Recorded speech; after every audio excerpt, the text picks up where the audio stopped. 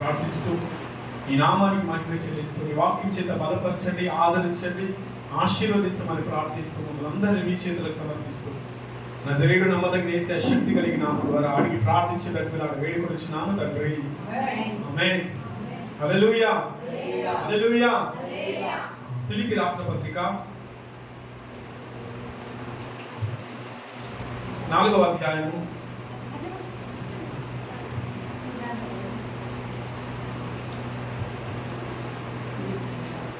ఫిలిప్పీ రాసిన పత్రిక 4వ అధ్యాయం 7వ వచనం.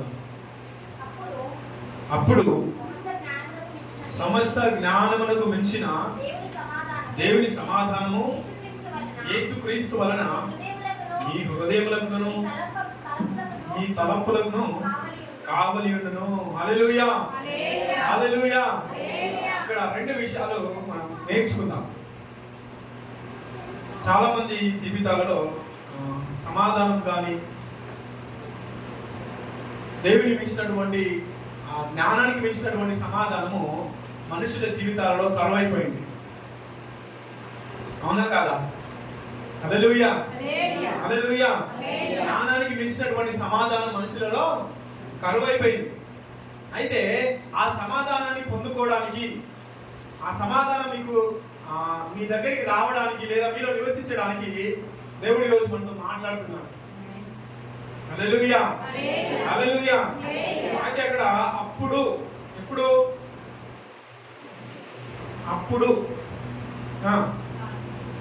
సమస్త జ్ఞానములకు మించిన దేవుని సమాధానము ఎవరి వలన వస్తుందట? యేసుక్రీస్తు వలన మీ హృదయములకు మీ తలంపులకు కావలి ఉండును.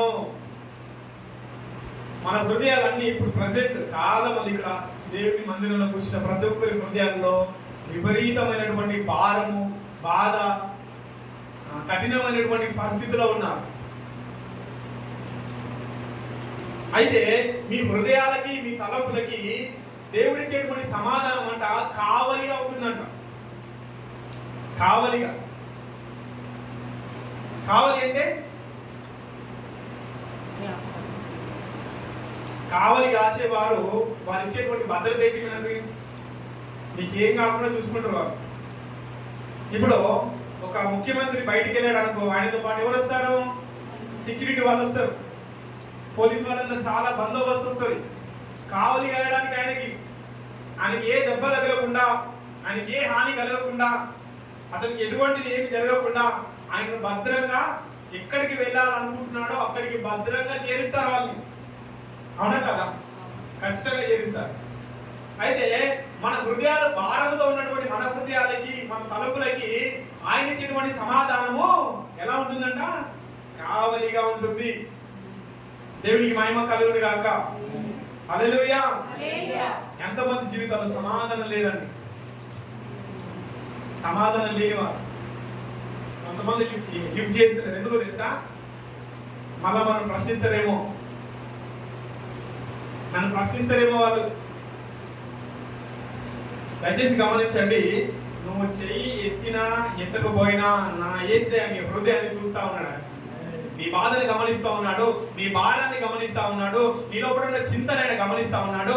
ఈ రోజు దేవుడు ఆ హృదయానికి, ఆ భారం కలిగినటువంటి హృదయానికి, ఆ తలంపు భారం కలిగినటువంటి తలంపుకి దేవుడు ఆయన సమాధానాన్ని నీకు కావలిగా ఇవ్వబోతున్నాడు. ఆయన హల్లెలూయా కావలిగా ఇవ్వబోతున్నాడు. దేవునికి మహిమ కలుగును గాక. ఆ సమాధానం ఎప్పటికి కూడా నీతోటే ఉంటుంది. ఏంటండి ఆ సమాధానం అంట? ఎప్పటికీ నీతోటే ఉంటుంది. మన హృదయంలో లేచినప్పటి నుంచి రాత్రి పడుకునేంత వరకు నా కుటుంబం ఎలాగా, నా పిల్లల పరిస్థితి ఎలాగా, నా భార్య పరిస్థితి ఎలాగా, నా భర్త పరిస్థితి ఎలాగా, నా పిల్లల పరిస్థితి ఎలాగా అని హృదయం అంతా కూడా భారంతో కూర్చొని ఉన్నటువంటి ప్రతి పరిస్థితిలో నుంచి దేవుడు ఈరోజు నీకు సమాధానం ఇవ్వబోతున్నాడు. ఆయన హల్లెలూయా హల్లెలూయా. మన భారాన్ని తొలగించేవాడు యేసయ్య. ఎందుకంటే ఆయన బాధ్యత కలిగినటువంటి వాడు. తన రూపంలో సృష్టించినటువంటి ప్రతి మనిషికి ఆయన సమాధానం ఇవ్వడానికి ఆయన బాధ్యత కలిగినటువంటి వాడు. ఆయన నీకు ఖచ్చితంగా సమాధానం ఇస్తాడు. ఆయన కావలిగా ఉంచుతాడు. ఆయన మన తలంపులు వేరంట, ఆయన తలంపులు వేరంట. నా ఆలోచనలు, నా తలంపులు మీ ఆలోచనల వంటివి కాదు, మీ తలంపుల వంటివి కాదు. నా ఆలోచనలు వేరే, నా తలంపులు వేరే. నా ఆలోచన బట్టి నీవు ఉంటే ఆశీర్వదించబడు. హల్లెలూయా, హల్లెలూయా. అయితే ఈ కావలసినటువంటి సమాధానం నీ హృదయానికి, నీ మనస్సుకు, నీ తలంపుకు ఈ సమాధానం అది కావలిగా ఉండాలి అంటే కొన్ని కార్యాలు నువ్వు చేయాలి, కొన్ని పనులు నువ్వు చేయాలి. అందుకే అప్పుడు 7వ వచనం స్టార్టింగ్ ఏమున్నది? అప్పుడు సమస్తమైన జ్ఞానమునకు మించిన సమాధానము. దేవుడు ఇచ్చేటువంటి సమాధానం అంట ఈ లోకం అంతా కూడా దేవుని జ్ఞానము చేత నిర్మించబడింది, దేవుని జ్ఞానం చేత ఏర్పరచబడింది. అయితే ఆ జ్ఞానానికి మించినటువంటి సమాధానాన్ని దేవుడు నీకు అనుగ్రహిస్తాడు. ఎప్పుడు? ఆయన చేసిన పని నువ్వు చేసినప్పుడు, ఆయన చెప్పింది నువ్వు చేసినప్పుడు, ఆయన ఆజ్ఞకు నువ్వు లోబడినప్పుడు, ఆయన మాట ప్రకారము నువ్వు జీవించినప్పుడు. హల్లెలూయా, హల్లెలూయా. చూద్దాం ఒకసారి అప్పుడు అంటే ఎప్పుడో చూద్దాం. 4వ వచనం చదువుదాం. ఎల్లప్పుడూ ప్రభువునందు ఆనందించుడి, మరలా చెప్పుదునా ఆనందించుడి. మొట్టమొదటిగా చేయాల్సింది ఏంటండి? ఆనందించాలి. ఎవరిని బట్టి ఆనందించాలి? ఎవరిని బట్టి ఆనందించాలి? దేవుని బట్టి ఆనందించాలి. నీకున్నటువంటి డబ్బుని బట్టో, నీకున్నటువంటి హోదాని బట్టో నువ్వు సంతోషించడం కాదు, నీకున్న ఉద్యోగాన్ని బట్టి సంతోషించడం కాదు, కానీ ప్రభువును బట్టి సంతోషించాలి. మరలా చెప్పుచున్నాను ఆనందించండి. ఎవరి ముఖాలు సంతోషం లేదు ఇప్పుడు, ఎవరి ముఖంలో లేదు. ఎందుకు? ఆయన్ని బట్టి మీరు సంతోషించడం లేదు. ఎందుకో? మీ హృదయంలో ఉన్న బాధను బట్టి, బాధను బట్టి అంతా వికారం తీసుకొని కూర్చుంటున్నారు. కానీ దేవుడు సెలవిస్తున్నాడు, నీ ప్రతి పరిస్థితి యందు ఎల్లప్పుడు ప్రభువునందు ఆనందించు. హల్లెలూయా, హల్లెలూయా. చూడండి, బైబిల్లో యోబు లాంటి పరిస్థితి ఇప్పటి వరకు ఎవరికి జరగలేదు. ఎవరికైనా జరిగిందా? పుట్టినప్పటి నుంచి తెలుసుకున్నంత వరకు ఇప్పటి వరకు ఎవరికైనా జరిగిందా? యోబుకు జరిగినట్టు ఎవరికైనా జరిగిందా? జరగలేదు. ఆయన ఎప్పుడు కూడా తనకు వచ్చినటువంటి కష్టాన్ని బట్టి, బాధను బట్టి, ఇరుకుని బట్టి, ఇబ్బందులు బట్టి, దుఃఖాన్ని బట్టి ఆయన ఎన్నడూ కూడా బాధపడలేదు.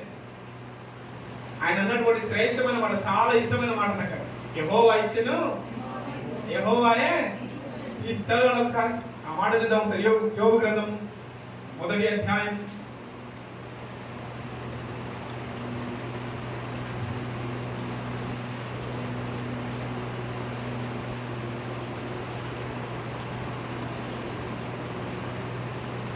21వ వచనం. దిగంబరినే వచ్చింది, దిగంబరినే అక్కడికి తిరిగి వెళ్ళేదను. యెహోవా ఇచ్చెను, యెహోవాయే తీసుకొనెను, యెహోవా నామమునకు స్తుతి కలుగును గాక. ఆమేన్. హల్లెలూయా, హల్లెలూయా. ఇప్పుడు ఆయన ఎలా ఉన్నాడు? ఎలా ఉన్నాడు ఆయన? యెహోవా నామానికి స్తుతి కలుగును గాక. ఆయన ఆరాధిస్తా ఉన్నాడు, ఆయన దేవుని స్తుతిస్తా ఉన్నాడు. అంటే ఏ పరిస్థితి ఎదురైనా కూడా మనం సంతోషంగా ఉండాలి, మనం ఆనందంగా ఉండాలి. యోబు జీవితంలో జరిగినటువంటి సంఘటనలు ఏంటంటే, తన పిల్లలు చనిపోయారు, తన దగ్గర ఉన్నటువంటి పశువులని చంపబడ్డాయి, ఆయన దగ్గర ఆస్తిపాస్తులు ఏమీ లేవు, ఒంటరిగా మిగిలిపోయాడు. ఇదివరకు ఉన్నటువంటి ఎలా ఉన్నాడు ఆయన? ఇదివరకు తూర్పు దేశం, గుర్తుపెట్టుకోండి, తూర్పు, పడమర, ఉత్తర, దక్షిణ 4 దిక్కులు ఉన్నాయి. 4 దిక్కుల్లో ఒకవైపు యోబు లాంటి సంపన్నుడు ఎవరు లేడు. అంత గొప్ప వ్యక్తి ఈరోజు ఏమైంది? 0% అయిపోయింది ఆయన దగ్గర. ఆయన దగ్గర ఏమీ లేదు. కానీ ఆ ఏమీ లేని పరిస్థితిలో ఆయన దేవుని బలిపీఠం ఎదుటకు వచ్చి పలుకుతున్నటువంటి మాట ఏంటంటే, యెహోవా ఇచ్చెను, యెహోవా తీసుకొనెను, యెహోవా నామానికి స్తుతి కలుగును గాక. హల్లెలూయా, హల్లెలూయా. ఈరోజు కూర్చున్న నీవు, దేవుని మందిరంలో కూర్చున్న నువ్వు, దేవుడు ఉన్నాడని నమ్ముచు దేవుని మందిరంలో కూర్చున్నటువంటి నీవు యోబు లాగా సంతోషించగలుగుతావా? యోబు లాగా ఆ విధంగా మాట్లాడగలుగుతావా? యోబు లాగా నీవు యెహోవా నామానికి మహిమ కలుగునుగా కానీ నీవు సాక్ష్యం ఇవ్వగలుగుతావా? అటువంటి పరిస్థితుల్లో ఉంటే దేవుడు ఖచ్చితంగా నేను దీవిస్తాడు. హల్లెలూయా, హల్లెలూయా. ఎల్లప్పుడు ప్రభువునందు ఆనందించు. గుర్తుపెట్టుకొని నీకు ఎటువంటి సమస్య వచ్చినా కూడా యోబు జీవితంలో ఉన్న సమస్య కంటే నాకు చాలా చిన్నది అనుకోవాలి. నీకే మహిమ కలుగునుగా. నాకు పరిస్థితి వచ్చింది, ఏదో పరంగా వచ్చింది, పోనీలే దేవుడికి మహిమ కలుగునుగాక. కానీ దేవా నన్ను ఎప్పుడు ఇదే స్థితిలో నన్ను ఉంచము. ఏదో ఒక రోజు కొంచెమైనా ముందుకు జరుపుతాను, కొంచెమైనా పై స్థాయిలో తీసుకెళ్తావు, కొంచెమైనా కూడా ఏదో ఒక స్థాయిలో ఖచ్చితంగా నన్ను తీసుకెళ్తావు అని నమ్మకంతో మనము దేవుడికి వదిలేయాలి. హల్లెలూయా, హల్లెలూయా. మొట్టమొదటిగా నువ్వు చేయాల్సిన పని ఏంటి? ప్రభునందు ఆనందించాలి. కొందరు కుటుంబాన్ని బట్టి ఆనందిస్తాడు, కొంతమంది పిల్లలను బట్టి ఆనందిస్తా ఉంటాం. నువ్వు ఎవరిని బట్టి ఆనందించినా గుర్తుపెట్టుకోండి, చివరికి మిగిలే దుఃఖమే. నువ్వు ఎవరిని బట్టి ఆనందించినా చివరికి మిగిలే దుఃఖమే. కానీ ప్రభువు నందు నువ్వు ఆనందిస్తే అది ఎల్లప్పుడూ అది ఆనందంగానే ఉంటుంది. ఆమేన్, హల్లెలూయా, హల్లెలూయా. మొట్టమొదటి ఏంటండి? ఎల్లప్పుడు ప్రభు నందు ఆనందించండి. మరలా చెప్పుచున్నాను, ప్రభు నందు ఆనంది. నీ పక్క వాళ్ళని చెప్పు, వాళ్ళందరి ముఖాలంతా వేసిపోయి ఉంటారు సార్. గట్టిగా చెప్పు, ప్రభు నందు ఆనందించు, ప్రభు నందు ఆనందించు. మరలా చెప్పుతున్నాను, ప్రభు నందు ఆనందించు. నీకు ఎటువంటి పరిస్థితి వచ్చినా, నీకు ఎటువంటి కష్టం వచ్చినా, ఎవరికి చెప్పుకోలేని బాధ ఎదురైనా ప్రభునందు ఆనందించు. ఆనందము దేవుడు నీ జీవితంలో పరిపూర్ణము చేయుగాక. హల్లెలూయా, హల్లెలూయా. చూద్దాం ఒకసారి మళ్ళీ 5వ వచనం చదువుదాం. మీ సహనమును సకల జనులకు తెలియబడనీయుడి. మరొకటి ఏంటంట? మీ సహనాన్ని అంట సకల జనులకి. అంటే నీవు నీ ఇంట్లో నుంచి బయటికి వచ్చి మరలా నీ ఇంట్లోకి వెళ్ళేటప్పుడు ఎంతో మందిని కలుస్తావు, అవునా కదా? ఎంతో మందితో మాట్లాడుతావు. అయితే ఆ మాట్లాడే సందర్భాలలో నీ ప్రవర్తన ఎలా ఉండాలంట? సహనముతో ఉండాలి. కింద పుట్టినోట్లో ఒకటి ఇచ్చారు, చూడండి ఒకసారి. అది ఏంటిది? మృదుత్వం అంటే సాఫ్ట్నెస్. ఇంగ్లీషా? ట్రాన్స్లేట్ అడగలేను, దాని అర్థం అడిగినండి. మృదువుగా ఉండాలి మనం. మృదువుగా అంటే మంచి బకెట్ నీళ్ళు తీసుకొచ్చి మంచి సబ్బు తీసుకెళ్ళి స్నానం చేసి తెల్లగా ఉండాలా? అదే మృదుత్వం అంటే కాదు. హల్లెలూయా, హల్లెలూయా. రక్షించబడిన నాటి నుంచి ఏ నిర్ణయం అయితే తీసుకున్నావో, ఎలా జీవించాలని నువ్వు అనుకున్నావో అదే రీతిగా, అట్టి రీతిగా నీ మాటను బట్టి, నీ చూపులను బట్టి, నీ క్రియలను బట్టి, నీ ప్రవర్తనను బట్టి ప్రభువుకు ఆనందకరంగా, సంతోషకరంగా నీ సహనాన్ని నువ్వు ఏమని ప్రకటించాలి. హల్లెలూయా. ఆ విధంగా నువ్వు ప్రవర్తించాలి. హల్లెలూయా. మనకు నచ్చిన వాళ్ళతో మంచిగా మాట్లాడు, అవునా కాదా? మనకు నచ్చిన వాళ్ళు అసలు మాట్లాడు తర్వాత మాట్లాడాలి అసలు. కానీ ఇక్కడ ఏం చెప్తున్నాడు ఆయన? సకల జనులతోటి నీ సహనాన్ని తెలియజేయాలి. నీ సహనం ఎలా తెలిస్తే వరకు? నువ్వు సైలెంట్ గా ఉంటే తెలుస్తుందా? ఒక వ్యక్తి ఇలాంటి వాడని చెప్పడానికి వాడు సైలెంట్ ఉంటేనే చెప్తారా? వాడు మాట్లాడే మాటను బట్టి, వాడు ప్రవర్తించే ప్రవర్తనను బట్టి వాడు ఏంటిదో అని చెప్పగలుగుతారు, అవునా కదా? హల్లెలూయా. అయితే నీ సహనాన్ని సకల జనులకు నువ్వు తెలియజేయాలంటే నీ ప్రవర్తనను బట్టి, నీ మాటను బట్టి తెలియజేయాలి. నువ్వు పలానా వాళ్ళు క్రైస్తవులు, నువ్వు పలానా ఆమె ప్రార్థన పరురాలు, పలానా వ్యక్తి ప్రార్థన పరుడు. హల్లెలూయా. సకల జనులకు మీ సహనాన్ని చూపిస్తాలా? చూపించాలి.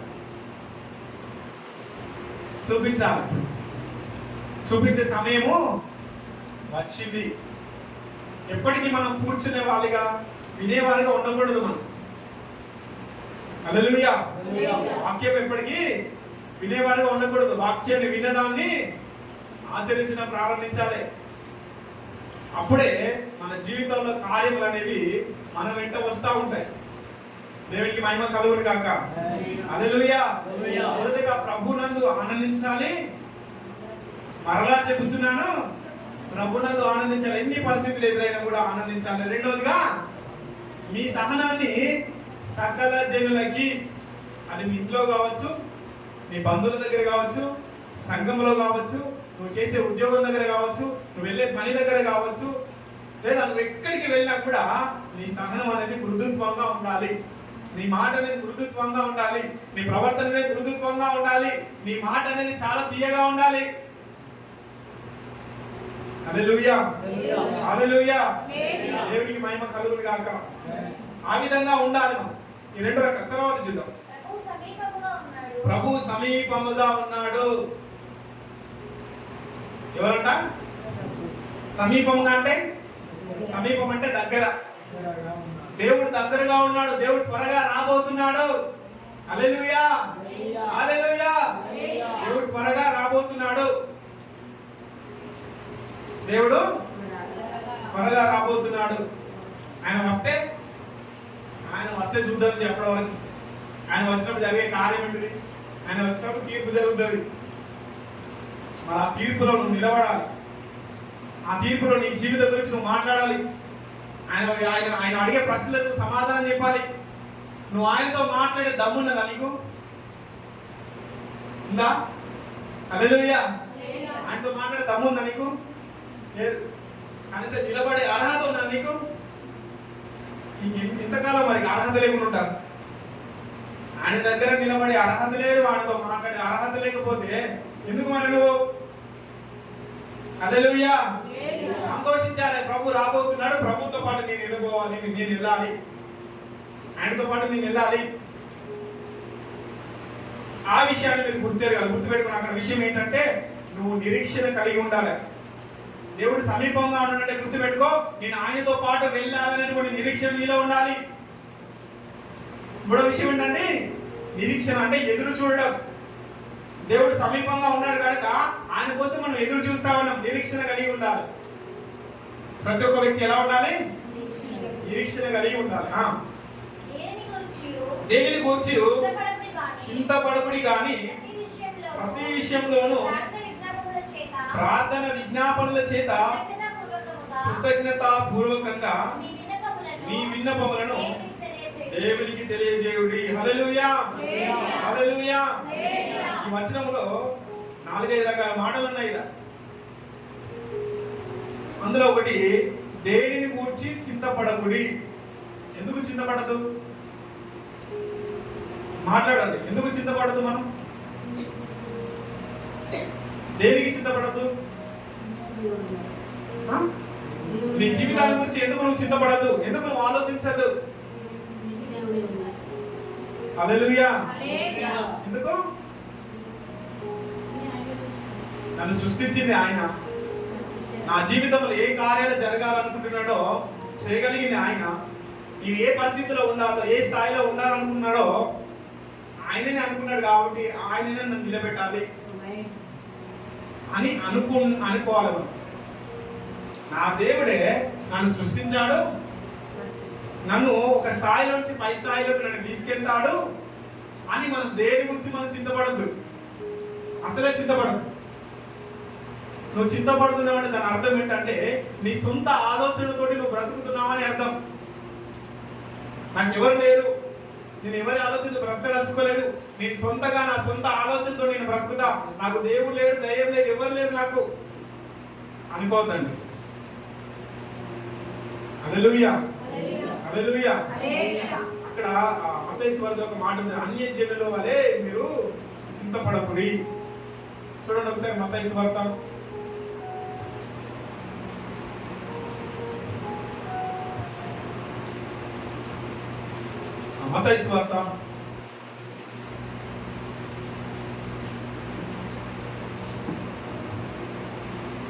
6వ అధ్యాయము 31 చూద్దాం. కాబట్టి ఏమి తిందుమో చింతింపకుడి, అన్యజనులు వీటన్నిటి విషయమై విచారింతురు. ఇవన్నీ మీకు కావాలనని మీ పరలోకపు తండ్రికి తెలియను. హల్లెలూయా, హల్లెలూయా. ఎందుకు చింతపడదు నువ్వు? ఎందుకంటే నాకేం కావాలో నా పరలోకపు తండ్రికి తెలుసు. చెప్పు, నీ పక్క వాళ్ళతో చెప్పు. నువ్వు ఎందుకు చింతపడద్దు అనుకుంటున్నావు? అంటే ఏం చెప్పాలా నువ్వు? నా పరలోకపు తండ్రి నాకు ఏం కావాలో ఆయనకు తెలుసు, అందుకే నేను దేనికి చింతపడదు. హల్లెలూయా, హల్లెలూయా. వాక్యాన్ని ఎత్తి చూపించాలి వాళ్ళకి. తనను అడిగినప్పుడు ఎందుకు చింతపడలేవు అంటే, నా దేవుడు నాకు సెలవిచ్చాడో, నాకు కావాల్సినవి ఏదైతే నాకు కావాలో అవన్నీ నాకు ఆయన ఇస్తాడని సెలవిచ్చాడు కనుక నేను అన్యజనుల వలె నేను దేని కొరకు నేను చింతపడను. హల్లెలూయా. దేని కొరకు నేను చింతపడాల్సిన అవసరమే నాకు లేదు. కానీ ఈరోజు అందరూ అన్యజనుల వలె చింతపడుతున్నారు. అవునా కాదా?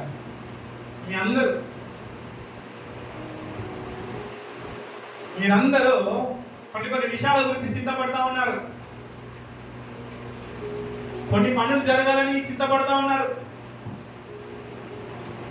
కొన్ని కార్యాలు కావాలని చింతపడతా ఉన్నారు. కార్యం కావాలనుకోవడం మంచిదే, కానీ చింతపడడం అనేది భయంకరము, బాధాకరము. అనుకోండి, నీ హృదయంలో నాకు ఇది కావాలని అనుకోండి, కానీ దాని గురించి నువ్వు చింతపడకూడదు. ఎందుకంటే నీ హృదయంలో ఏ ఆలోచన ఉందో, నీ హృదయంలో ఏం కావాలని నువ్వు అనుకుంటున్నావో నీకంటే ముందుగా పరలోకపు తండ్రికి తెలుసు కనుక దాని గురించి చింతపడకుండా దాని కొరకు మనం ప్రార్థన చేస్తే నువ్వు ఏదైతే అనుకున్నావో అది ఖచ్చితంగా నీకు సమకూరుస్తాడు.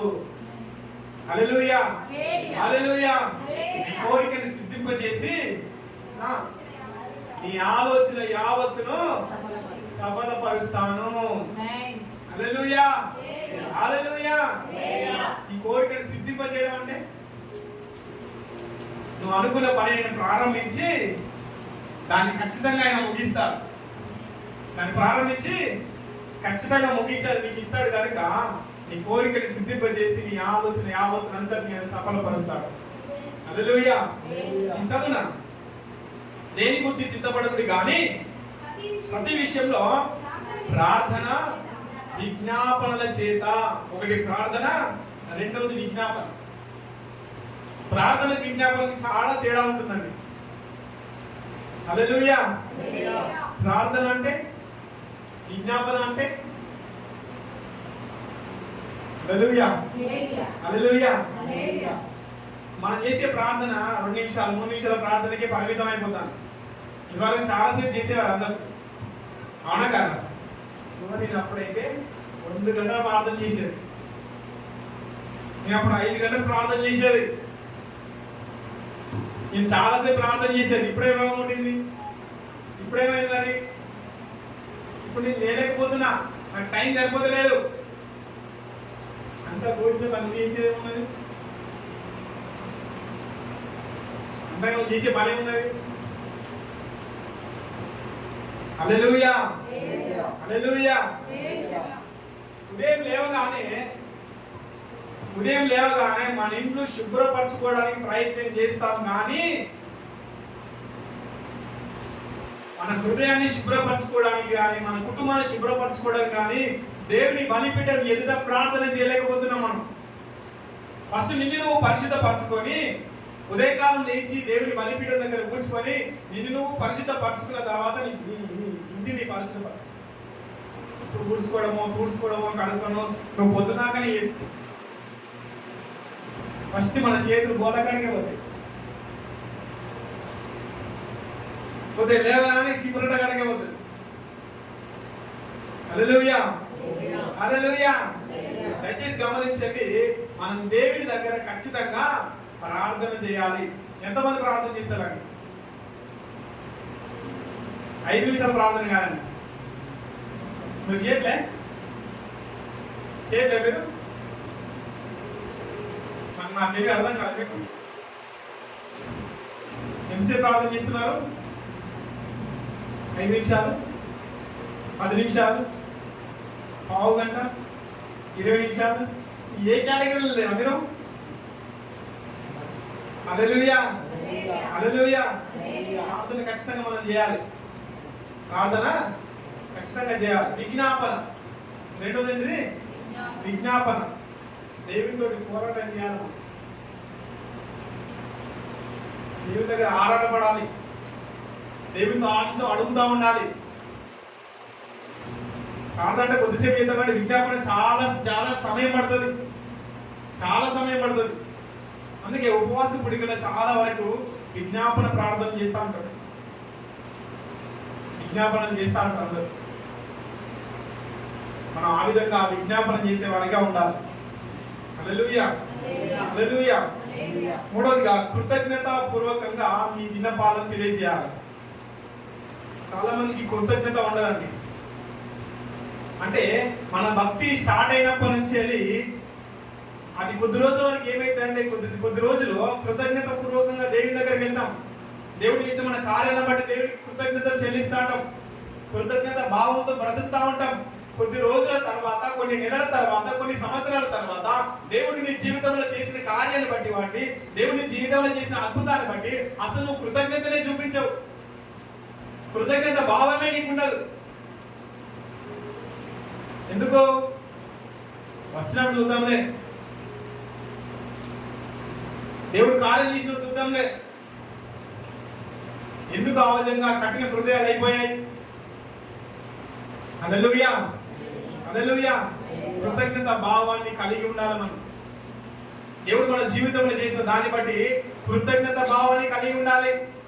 మన జీవితంలో స్వస్థపరచబడిన, మన జీవితంలో దేవుని చేత శక్తి పొందుకున్నా, దేవుని దగ్గర ఆత్మ పొందుకున్నా, దేవుని దగ్గర సమాధానాన్ని పొందుకున్నా, దేవుని దగ్గర మనకు కావలసిన ఉద్యోగాన్ని పొందుకున్నా కూడా మనము దేవునికి కృతజ్ఞత చూపించలేకపోతున్నాం. మనం దేవుని దగ్గరికి ఎలా రావాలంట? కృతజ్ఞత పూర్వకంగా విన్నపాన్ని దేవునికి తెలియజేయండి. ఎలా తెలియజేయాలి? కృతజ్ఞత పూర్వకంగా వినవించుకోవాలి దేవుని దగ్గర. దేవా, నా కుటుంబాన్ని రక్షించాలి తండ్రి, నీకు స్తోత్రం అలాగే. నా భర్త చేసినటువంటి పనిలో, నా భార్య చేస్తున్నటువంటి పని అంతట్లో కూడా నువ్వు క్షేమం ఇస్తున్నావయ్యా, నీకు స్తోత్రం అయ్యా. కృతజ్ఞత కలిగి ఉండాలి. మేము ఒకప్పుడు ఒకలాంటి జీవితంలో బ్రతికామేమో, కానీ ఇప్పుడు నీ సంఘములో ఇప్పుడు నేను పదభరితంగా మార్చబడ్డాను ప్రభువా. అందును బట్టి నీకు స్తోత్రములు ప్రభువా, నీకు కృతజ్ఞతలు ప్రభువా. ఆయన కృతజ్ఞత పూర్వకంగా ఆయన దగ్గరికి వెళ్ళాలి. హల్లెలూయా, అద్భుతంగా కృతజ్ఞత భావాన్ని మొత్తంగా తీసేసుకుంటాం. నేను ఒక విషయం చెప్తాను. మన పక్కింటి వాళ్ళు కానీ, మన ఎదురింటి వాళ్ళు కానీ, మన స్నేహితులు, బంధువులు ఎవరైనా ఏదైనా వస్తువు ఇస్తే కృతజ్ఞత చెప్పలేకపోతాను మనం. నిజమా కాదా? నిజమా కాదా? నీ స్నేహితులు ఇచ్చిన గిఫ్ట్ని బట్టి కూడా నువ్వు కృతజ్ఞత చెప్పవానికి, నీ బంధువులకు చెప్పను, నీ స్నేహితులకు చెప్పను, నీ ఆత్మీయులకు కూడా నువ్వు చెప్పవు. హల్లెలూయా. ఎందుకు చెప్పలేకపోతున్నావు? చెప్పాలి, ఖచ్చితంగా చెప్పాలి. మనం ఏదైనా షాపు పోయినా కూడా కూరగాయలు కొనుక్కుంటూ, లేకపోతే ఇంట్లోకి సంబంధించిన సామాన్లు కొనుక్కుంటప్పుడు కానీ ఎన్నడైనా వాడు కవర్ నీ చేతికి ఇచ్చినప్పుడు థ్యాంక్ యూ అని చెప్పిందా?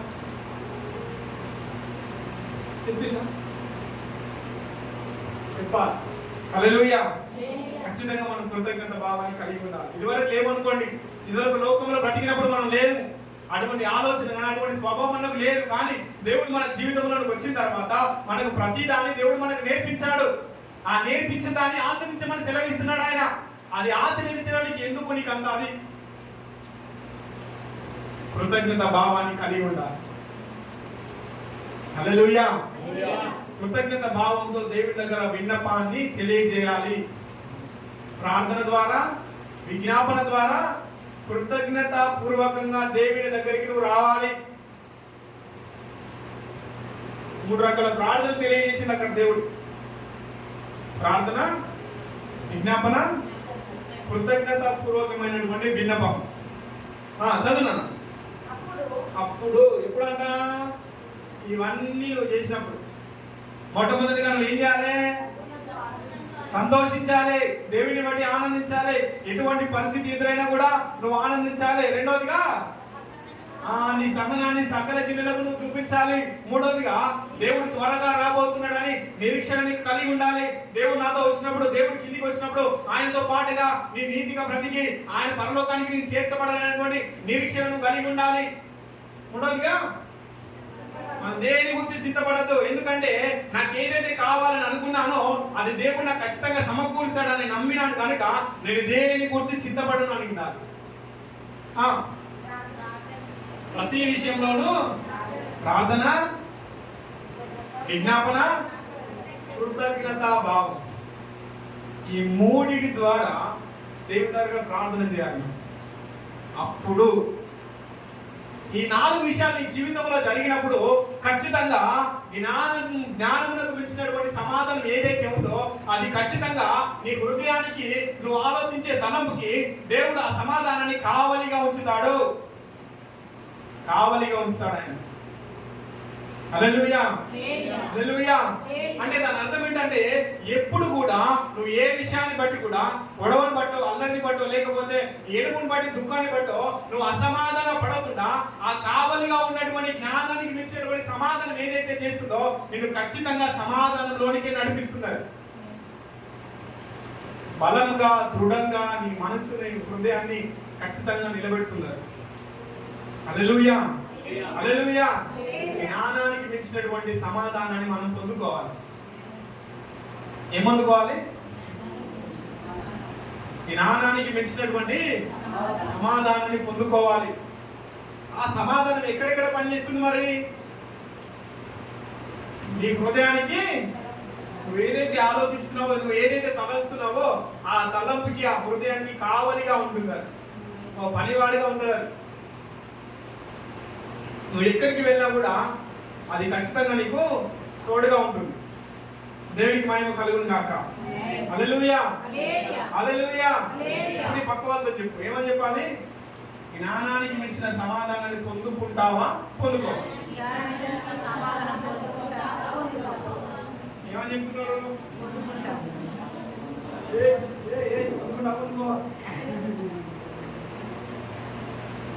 హల్లెలూయా, హల్లెలూయా. జోకులు కాదండి, యథార్థంగా దేవుని దగ్గర ఆయన అడగండి. ఒకసారి ఏం చెప్తారు వినండి, అడగండి ఒకసారి.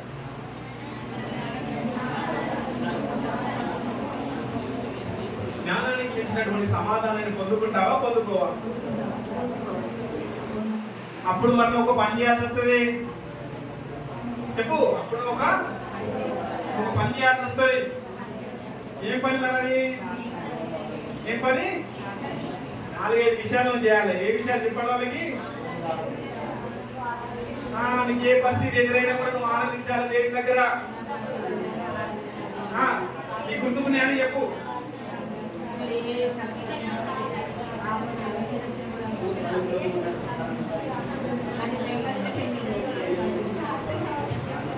హల్లెలూయా, హల్లెలూయా. చెప్పిన ఆన్సర్ నువ్వు చెప్పినావు, అడిగేటోళ్ళు చెప్పిరా? హల్లెలూయా. మా దేవుడు మీ అందరికీ జ్ఞానానికి మించిన సమాధానం దేవుడికి అనుగ్రహించింది కాక. హల్లెలూయా, హల్లెలూయా. ఈరోజు పొద్దున చెప్పిన అన్నాను పక్కన చెప్పమని, నైట్గా పొద్దున చెప్పి మధ్యపల్లి పోదామని చెప్పి. అప్పుడు కూడా నేను లేవలేదు, పొద్దున చెప్పిన. అయితే 3 వాక్యాలకు నేను ప్రిపేర్ అయ్యాను. 3 రకాల వాక్యాల గురించి నేను ప్రిపేర్ అయ్యాను. అండ్ దేవుడు ఈ వాక్యాన్ని మీతో మాట్లాడాడు. హల్లెలూయా, హల్లెలూయా, హల్లెలూయా. దేవుని మహిమ కలుగును గాక. తన ప్రజలకు ఏదైతే కొరతగా ఉన్నదో అది ఖచ్చితంగా సమయానుకూలంగా దేవుడు మాట్లాడతాడు. దేవునికి మహిమ కలుగును గాక. హల్లెలూయా, హల్లెలూయా. మన లోపట చెప్పండి, మన లోపట జ్ఞానానికి మించిన సమాధానము దేవుడు నాకు అనుగ్రహించును గాక. దేవుడు నాకు అనుగ్రహించును గాక. ఆమేన్, హల్లెలూయా, హల్లెలూయా. కళ్ళు మూసుకుందాం, ప్రార్థన చేద్దాం. దేవుడు వాక్యం దీవించును గాక. దయచేసి అందరం మోకరిస్తాం, దయచేసి అందరం మోకరిస్తాం.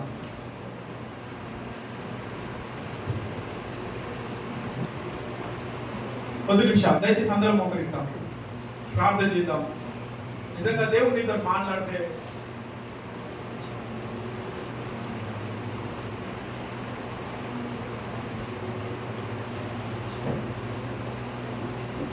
Thank you Jesus. దేవా నాతో మాట్లాడేది స్తోత్రములయ్యా. నువ్వు నాతో మాట్లాడిన ప్రతి మాటను బట్టి నీకు స్తోత్రములు కలుగుగాక దేవా. అయ్యా హృదయం భారంతో, సమాధానం లేక, ఎవరికి చెప్పుకోలేక, అసమాధానంగా దుఃఖిస్తూ, ఏడుస్తూ, భయపడుతూ, బాధపడుతున్న ఎన్నో సందర్భాలలో ప్రభా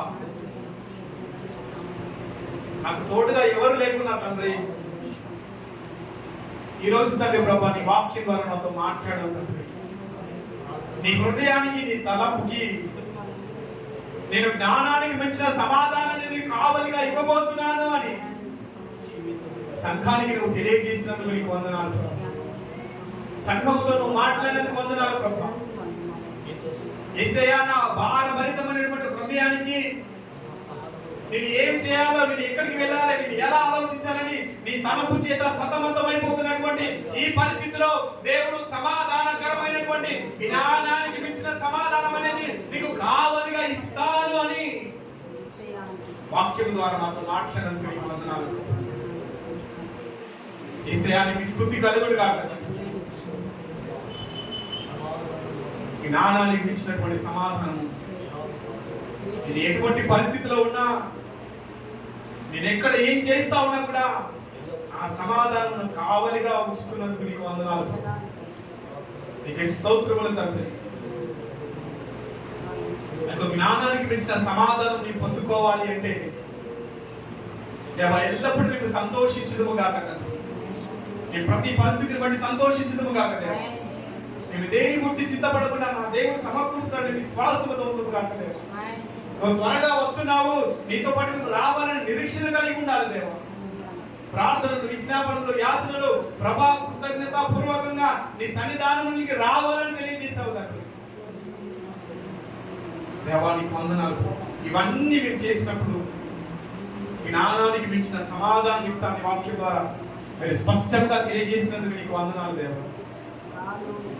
పరిశుద్ధాత్మ దేవా, ఈ వాక్యం విన్న ప్రతి ఒక్కరి జీవితాలలో తండ్రి, ఈ వాక్యం విన్న ప్రతి ఒక్కరి జీవితంలోకి జ్ఞానములకు మించిన సమాధానము యేసు నామములో పొందుకొందురు గాక ప్రభా. అది వారికి శీఘ్రముగా నిశ్చయముగా అనుగ్రహించబడును గాక దేవా. మరి సహాయం చేయండి, బలపరిచిన తండ్రి నీకు స్తోత్రములయ్యా. నీ కృప చేత నిలబెట్టాడు తండ్రి నీకు వందనాలయ్యా. అందరికీ జ్ఞానమును ఇచ్చిన సమాధానం చేత నిలబెట్టి మా హృదయాన్ని, మా తలంపుని మీరు సరి చేసి నీ కృపలో నిలబెట్టి వర్ధిల్లింపచేయమని ప్రార్థిస్తుంది. వాక్యం విన్న బిడ్డల హృదయాలలో కూడా వారి హృదయానికి, వారి తలంపుకి తండ్రి జ్ఞానములకు మించినటువంటి సమాధానం చేత కావలిగా వచ్చి నీ కృప చేత ఆత్మీయ పరుగు పందెంలో ముందుకు నడిపించమని ప్రార్థిస్తూ నీ నామానికి మహిమ చెల్లిస్తూ మమ్మల్ని అందరినీ మీ చేతులకు సమర్పిస్తూ నజరేయుడు నమ్మదగిన యేసు శక్తి కలిగిన నామం ద్వారా అడిగి ప్రార్థించి బ్రతిమలాడి వేడుకొని నాము తండ్రి. ఆమేన్, ఆమేన్, ఆమేన్, ఆమేన్. దేవుడు